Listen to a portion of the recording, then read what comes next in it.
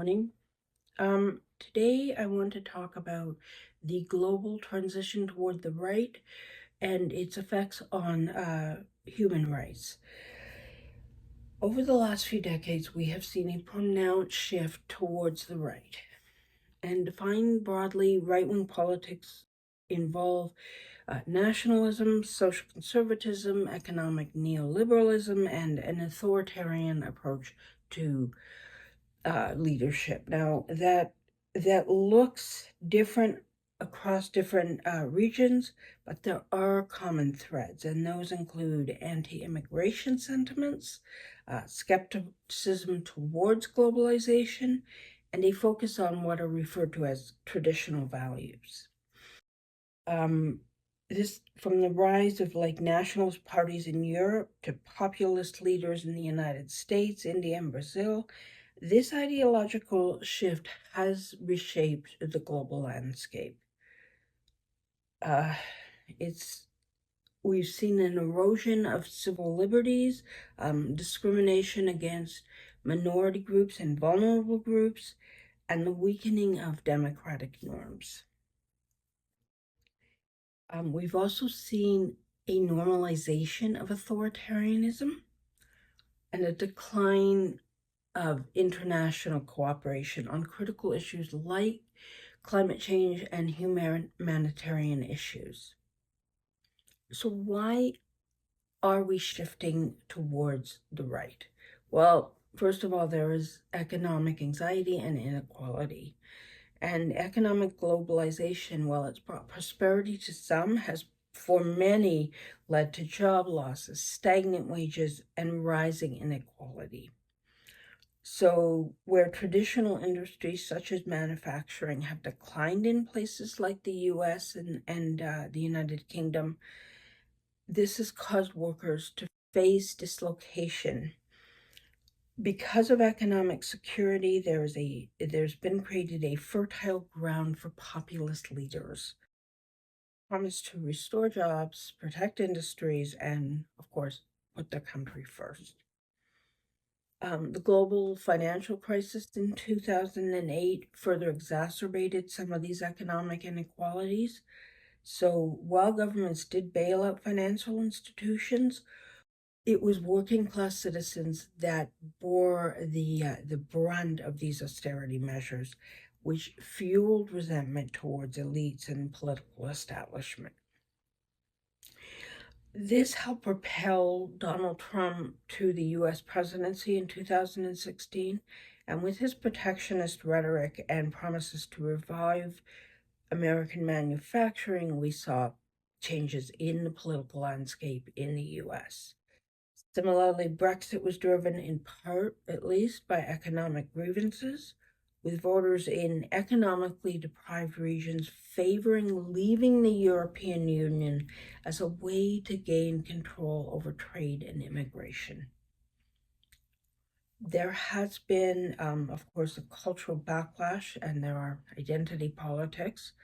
So, with demographic changes, particularly immigration and the increasing visibility of minority groups, fears have abounded about the erosion of national identity. This cultural backlash has become a key driver of right-wing politics, with populist leaders capitalizing on anxiety about multiculturalism and diversity. So, for instance, in Europe, the refugee crisis of 2015 fueled anti-immigration sentiment, enabling far-right parties like Alternative for Germany and Hungary's Fidesz party to gain significant traction. In India, Hindu nationalism under Narendra Modi has sought to redefine the country's identity, marginalizing the Muslim community. The ruling Bharatiya Janata Party has implemented policies such as the Citizen Amendment Act, which critics argue discriminates against Muslims by prioritizing non-Muslim refugees. The ethno-nationalism reflects a broader global trend in which right-wing movements emphasize cultural homogeneity and reject pluralism. Of course, there is a mistrust of traditional institutions. So I'm including in here government, media, international organizations, and this has contributed to the rise of right-wing politics. Populist leaders position themselves as outsiders who challenge corrupt elites and represent the quote-unquote true will of the people. Now, it's interesting, many of these leaders actually come from elitist family environments or positions of financial power. This anti-establishment rhetoric resonates with disillusioned voters and with political systems that they perceive as unresponsive to them. So, as an example, in Brazil, Jair Bolsonaro leveraged widespread dissatisfaction with political corruption to win the presidency in 2018. In Hungary, Viktor Orban has framed the government as a defender of national sovereignty against interference from the European Union. This mistrust of institutions not only fuels support for right-wing leaders, but also undermines democratic norms by enabling the centralization of power. There has been a strong influence from social media and digital echo chambers. They amplify right-wing rhetoric, and the effect of this cannot be overstated. Platforms like Facebook and Twitter use algorithms that prioritize sensational and divisive content. They create echo chambers where users are exposed primarily to views that reinforce their already existent beliefs. This has allowed far-right movements to spread propaganda, disinformation, and conspiracy theories, and they've done this worldwide. So as an example, during the 2016 United States election, Russian operatives used social media to disseminate divisive content and influence American voter behavior. Similarly, in the Philippines, President Rodrigo Duterte utilized and utilizes social media to target opponents and consolidate his base of. This has made it easier for far-right movements to mobilize and radicalize supporters, often at the expense of constructive political discourse. There is a fear of globalization and the loss of sovereignty, and globalization is actually economically transformative. However, it has been perceived as a threat by many to their national sovereignty. So right-wing leaders have capitalized on these fears, and they frame international trade agreements, climate accords, and refugee pacts as undermining the interest of their citizens.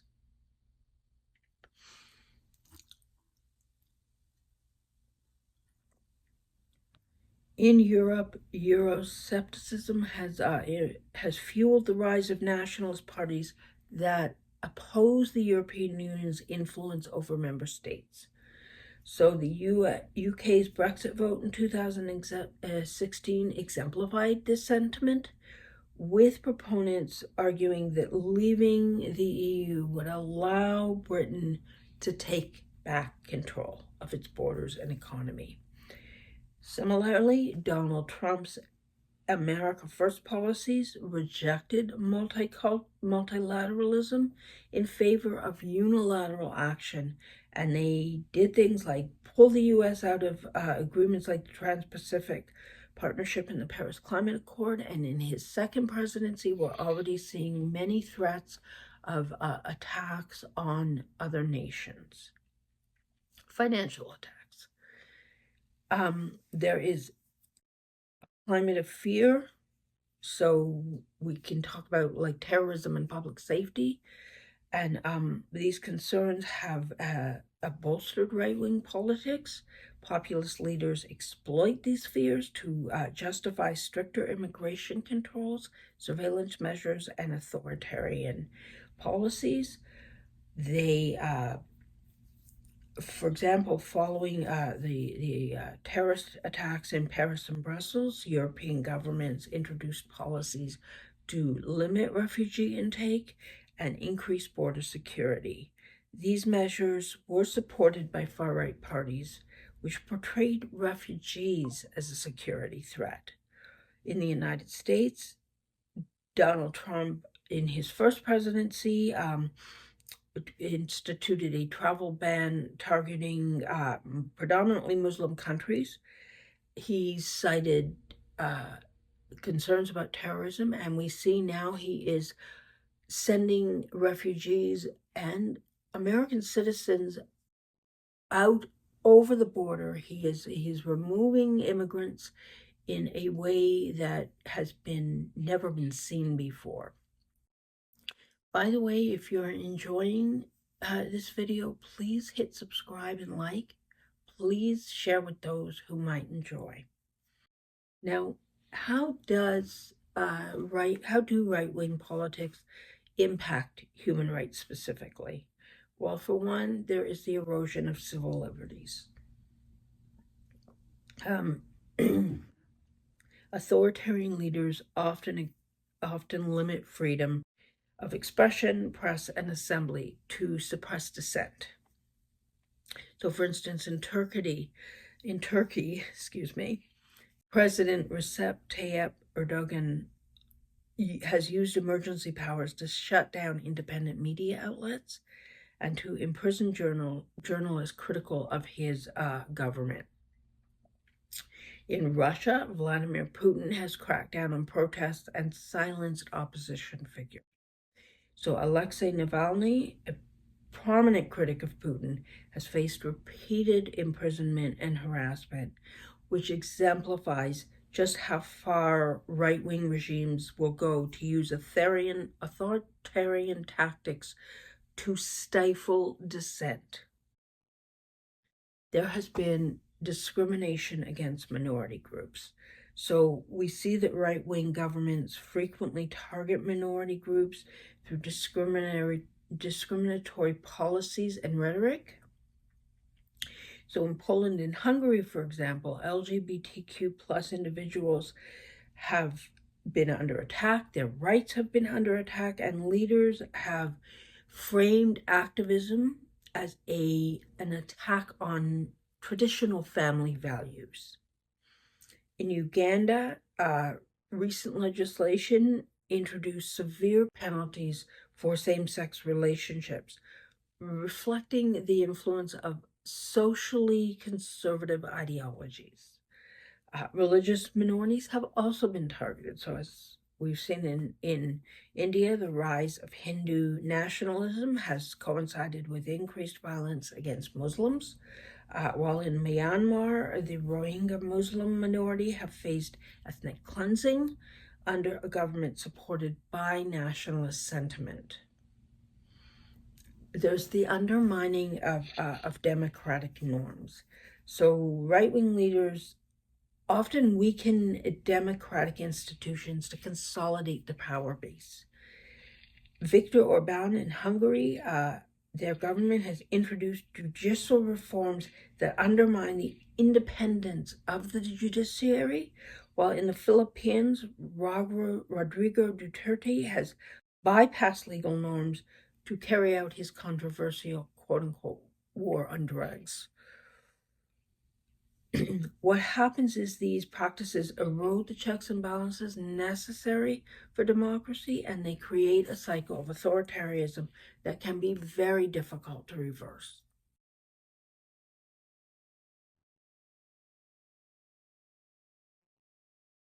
There's also been, of course, the rise in authoritarian practices. So the global shift to the right has been accompanied by an increase in authoritarian practices, particularly in nations where populist leaders exploit their mandates to consolidate power. This can involve circumventing constitutional checks and silencing political opposition under the guise of maintaining stability or addressing external threats. So again, we go to Viktor Orban, who has systematically dismantled democratic institutions by curbing the independence of the judiciary, controlling the media, and rewriting election laws to favor his party, the Fidesz. In Brazil, Jair Bolsonaro has repeatedly dismissed concerns about environmental and indigenous rights while using the military as a tool for political intimidation. These practices represent a broader trend toward where right-wing leaders sideline democratic norms in favor of centralized authoritarian control. The erosion of democracy is incremental and it is masked under populist rhetoric, and certainly we see this happening in the United States. The leaders claim to represent the everyday person, the real people, while labeling opponents as illegitimate or enemies of the state. The delegitimization of dissent creates an atmosphere in which human rights abuses can run rampant. There is an impact globally on humanitarian norms. We see this particularly regarding the treatment of refugees and immigrants.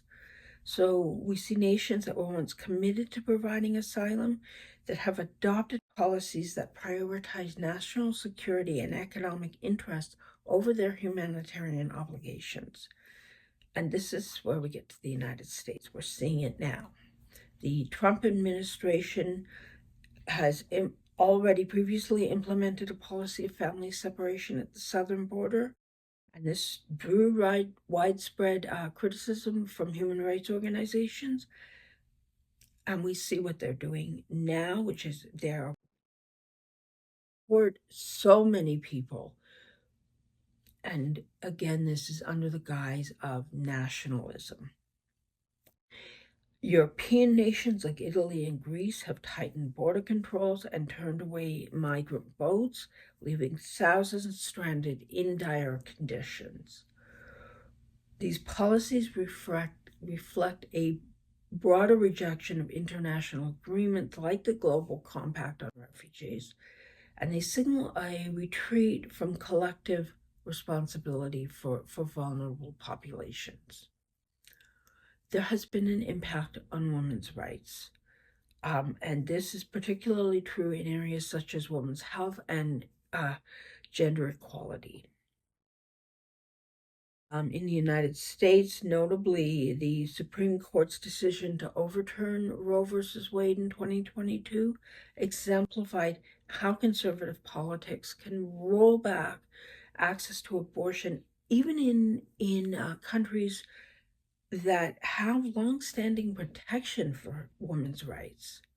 These trends have also emerged elsewhere. So in Poland, the government has imposed some of Europe's most restrictive abortion laws, despite widespread protests. In Afghanistan, the Taliban's resurgence has led to the systematic erosion of women's rights, particularly including bans on education and employment for women and girls. These developments highlight how far right-wing governments will go to reinforce patriarchal structures, and they will frame them as part of a traditional family values, but leaving a woman to die with a fetus that is already dead is not going to help their cause. Ultimately, I believe it will lead to greater dissent on the other side. What are the implications of this right-wing slide? Well, we know the weakening of global human rights institutions. So these right-wing governments have undermined the effectiveness of organizations such as the UN, Amnesty International, and the ICC, the International Criminal Court. These governments often view organizations such as these as a threat to their sovereignty and reject their authority to intervene in domestic matters. And again, we get to the US under Donald Trump. He withdrew from the UN Human Rights Council in his previous presidency. He accused it of bias against Israel and failing to protect global human rights. Similarly, countries like Russia and China have blocked international investigations into alleged war crimes and human rights abuses, citing national sovereignty. This weakening of international mechanisms makes it harder to hold governments accountable for violations and diminishes the capacity for coordinated responses to crises. There is also the normalization of authoritarianism.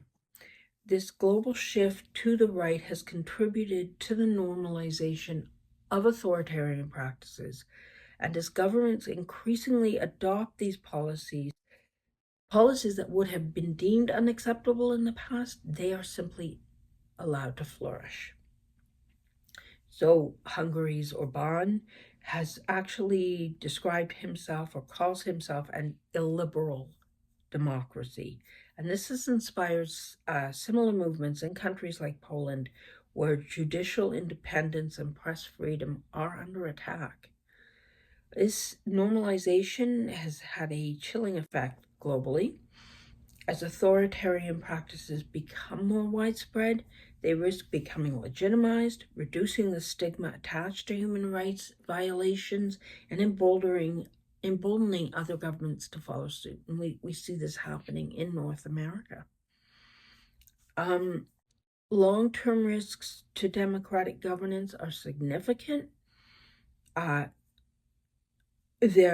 This is particularly true in fragile states, which already have very weakened or weak democratic institutions.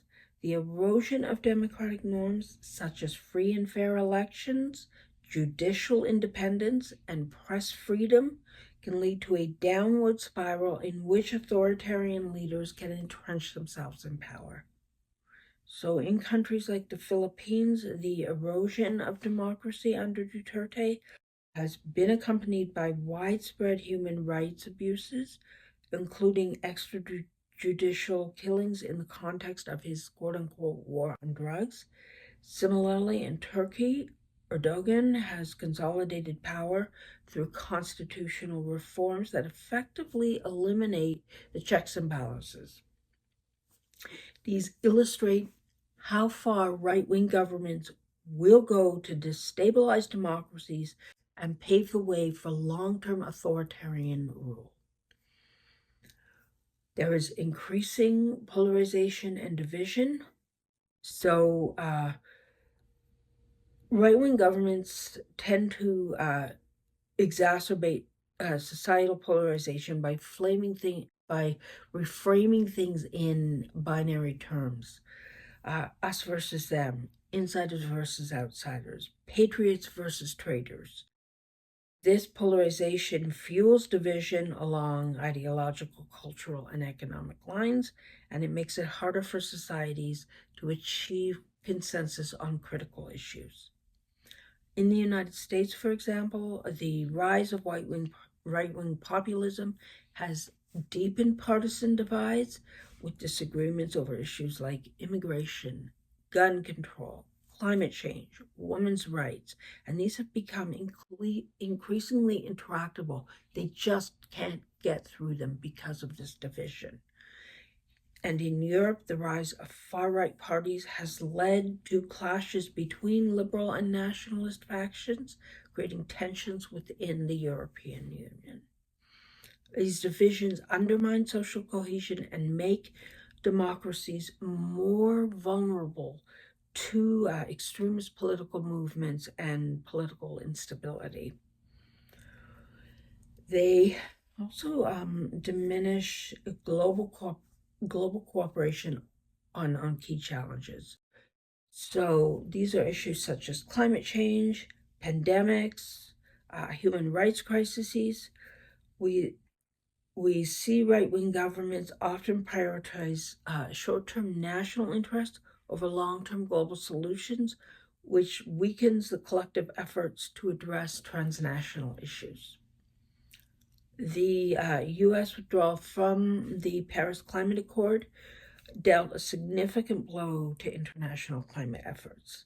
Nationalist policies during the COVID-19 pandemic, such as vaccine hoarding by wealthy nations, highlighted the dangers of prioritizing national interests over global solidarity. This lack of cooperation makes it harder to address pressing issues that require coordinated action and ultimately puts this is not too much to say, puts the future of humanity at risk.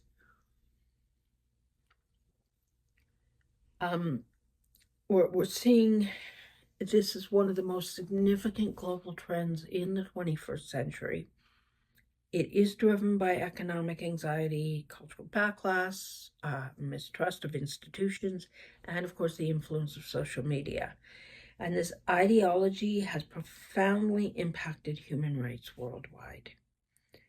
There's been the erosion of civil liberties, the normalization of authoritarian practices, and the challenges to basic democratic institutions. This will affect global stability, equality, and justice, and it is deeply concerning.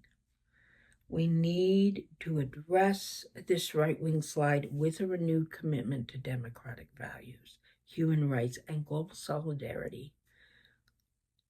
We need to look at returning to a civil society, to looking at international institutions and the importance, what they represent, and to progressive movements. And we must work to resist authoritarianism and promote inclusive, rights-based governance. Let's move humanity forward, not backward. And with this, I remind you, if you enjoyed, please hit subscribe and like. Please share with those who might be interested. And please remember, to be senior is to be proud. Hugs.